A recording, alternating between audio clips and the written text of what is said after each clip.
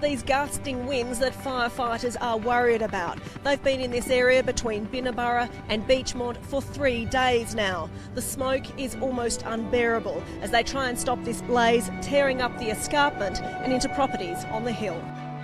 Wind gusts of up to 70 kilometres an hour grounded water bombers, but earlier they were out, desperate to get a handle on the unpredictable situation. With rugged, impassable terrain, it's the only way to curb these flames. With the fire still burning out of control in Binna Burra and westerly winds forecast, authorities are worried the fire could move closer to the Gold Coast in the coming days. 200 firefighters, police and volunteers all battling on in the toughest of conditions. It's a sad sight for the generations who've known Binna Burra Lodge. The 86-year-old National Park retreat is a tourism icon, parts of it on the heritage list. It was evacuated on Friday night and this morning engulfed by fire. That represents 9 decades of Binna Burra as a physical item as of today, that one car. The lodge's chairman is sleeping in the back of a truck and could lose his home. So I haven't had much time to think about the house yet, but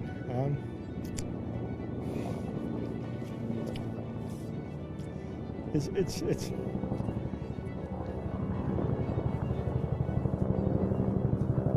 There's only one road leading in and out of Binna Burra Lodge, and it's referred to as a corridor of risk. Firefighters had to retreat due to the dangers of the burning trees and unpredictable wind. Even for the firefighters who believe it's unsafe to be trying to get in without the risk of getting trapped. It is a piece of our cultural heritage and unfortunately it has succumbed to devastation by the fires.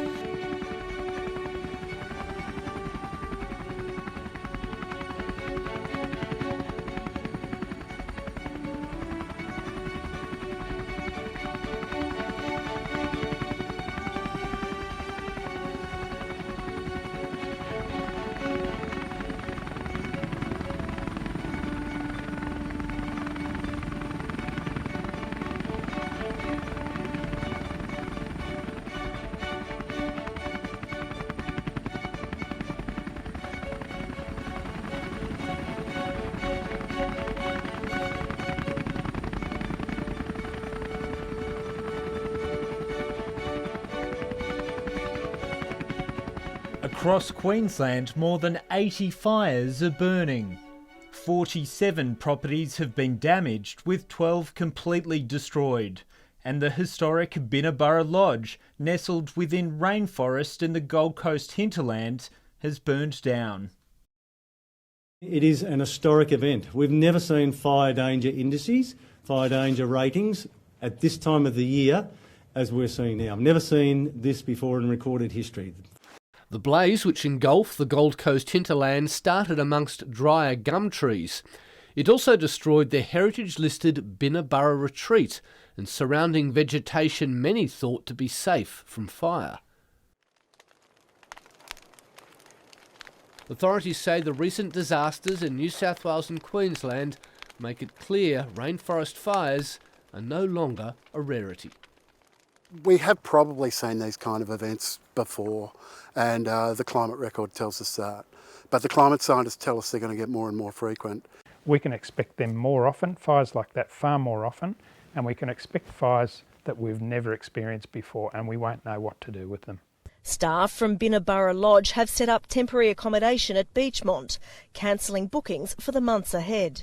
And that was the darkest day in the history of Binna Burra, and for many people who know Binna Burra, so it's just horrific.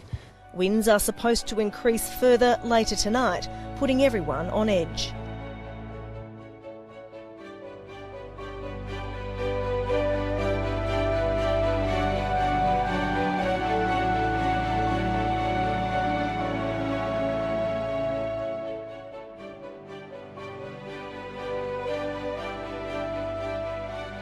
Have the Prime Minister Scott Morrison and Federal Minister David Littleproud coming for emergency services.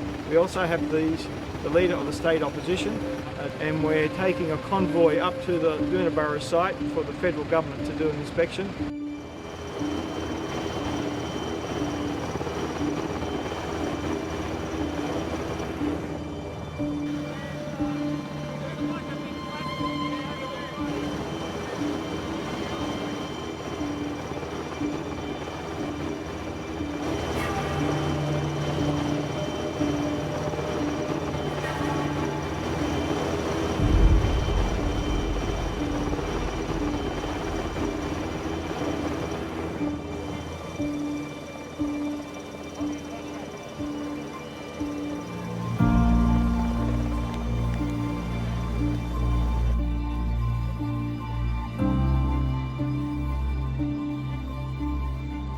You see the damage on this sky lodge here. This took the full brunt of the fire coming up this way.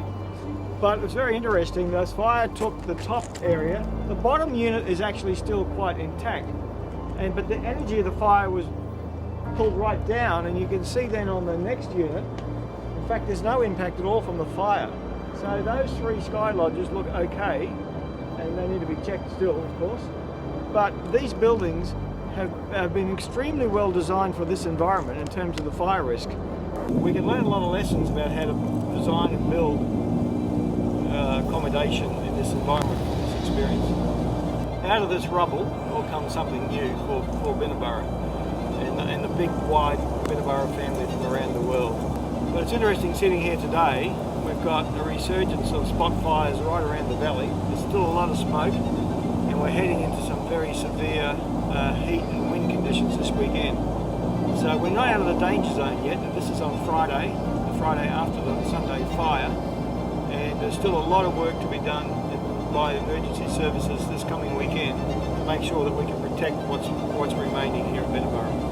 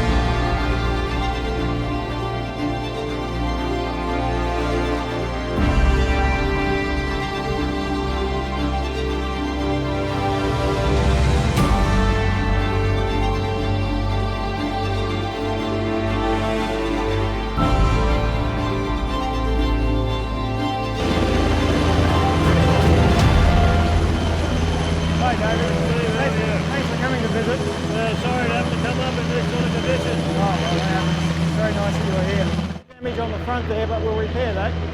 Pretty much got through that one. And then over here we have what we call the Discovery Forest for the kids. That got a fair bit of damage. And that historic old sign is a very popular sign. That stays. The road is the big issue, and that's probably a month or two, maybe longer away to getting that secured. When we get access, then we can start moving this because we need trucks in and out. And then we can start the business because what we call the tea house at the trailheads further up, and the campground is good. So we can start again. And then down here with our sky lodges, which is below that hill there, there's 3/4 of those are okay, and they're more upscale type accommodation. So we got something to start with. And then we actually did a master plan 10 years ago, and along this ridge here was actually the car park goes, and we put cabins along there. But because of the insurance was quite low, because nobody would touch it with fire risk and so forth, the money from the insurance will just clean up the site. So we've got to find ways to refinance, but we can do that. But we'll do something. But we'll start off, in 1933 the place started as a camping place, and December 16, 1933 was the first summer camp, went for 2 months. We want, if we can get on site, we want to do a reenactment of that. And that's how we'll start Binna Burra like it started 86 years ago as a camping place and build it up from there. So these Gondwana Rainforests are about 400 million years old. 172 years of Binna Burra is a very small time, and we're halfway through the journey. The first 86 years is finished, and where we're planning for the next 86 years. But we can do it better because we have better knowledge and better standards for building in this environment and so forth. But we'll do it. Once you get a cabin, we'll come and stay. We got one left. We got one left. Just down here on the left. There's one left. You can stay as soon as we get access.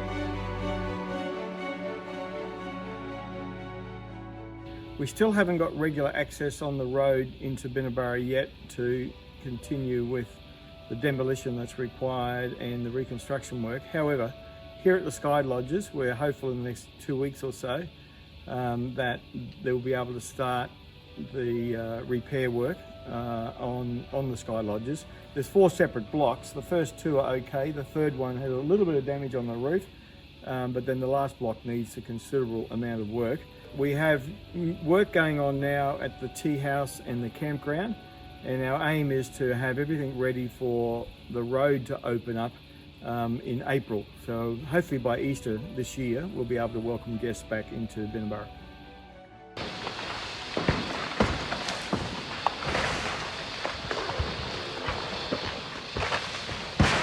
Months after fire, the cliff face is still unstable. The recent rains, another setback. This is the only road to Binna Burra and it's closed to the public. Under construction, it's not safe to travel, and this is why. Huge boulders raining down the range. That was December. Now the recent deluge is destabilising cliffs around the hinterland again. After the fire, it's rain preventing the lodge from reopening. We were hoping might be about Easter in April, but it looks like it'll probably be April, May, end of May, perhaps even into June. The roadworks are stopping workers and machinery from getting in to help rebuild and get Binna Burra back on its feet.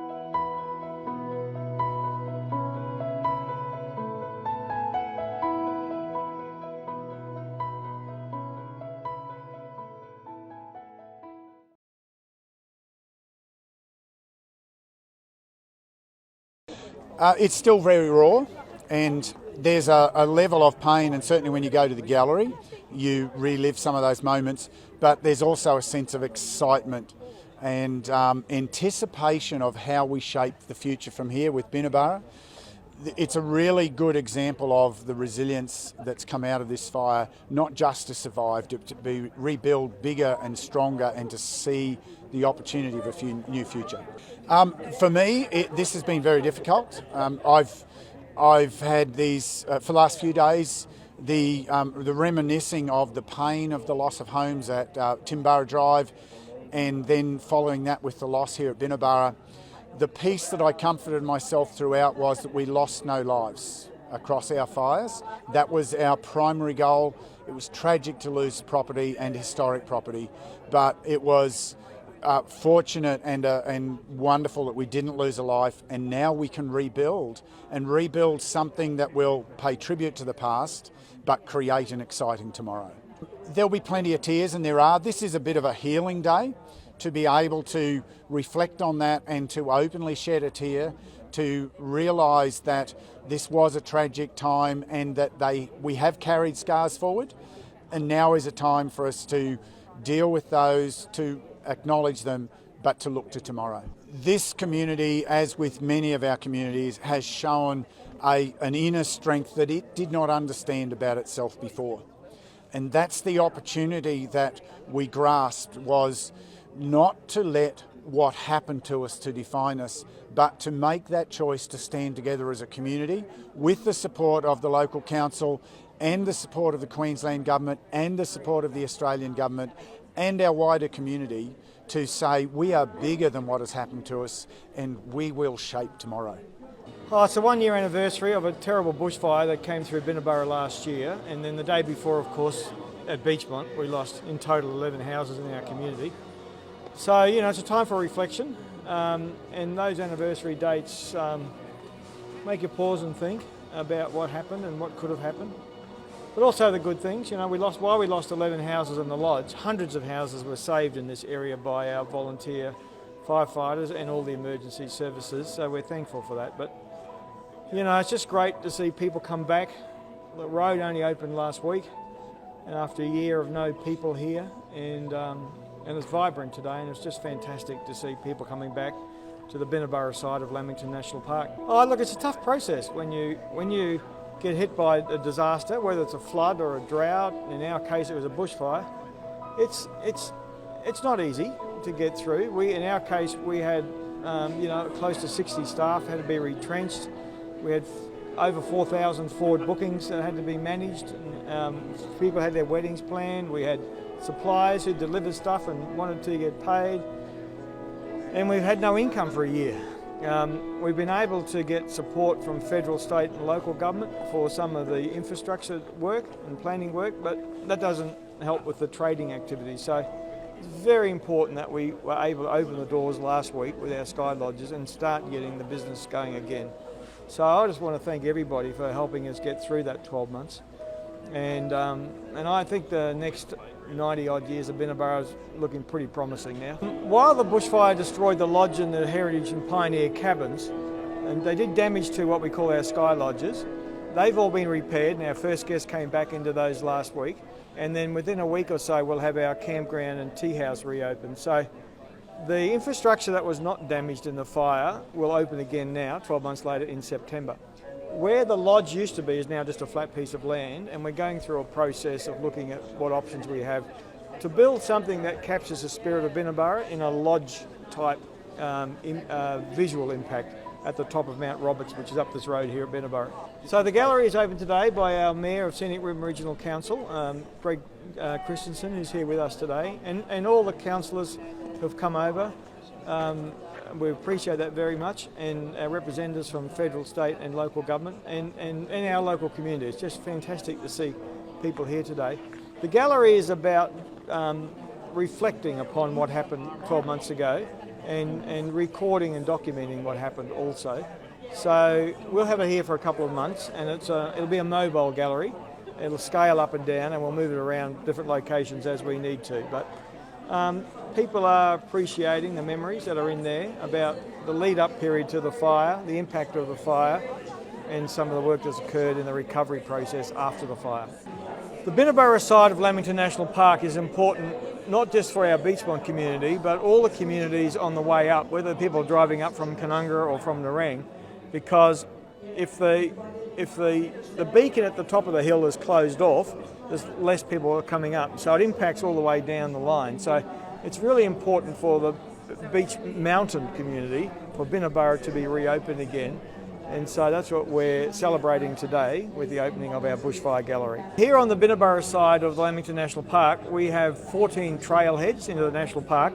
9 of those are open now. There's still work to be done on the others. So most of the trailheads on the Binna Burra side of Lamington National Park are now open for people to come up on any day of the week and enjoy this magnificent World Heritage listed tropical rainforest that we have in the hinterland of the Gold Coast.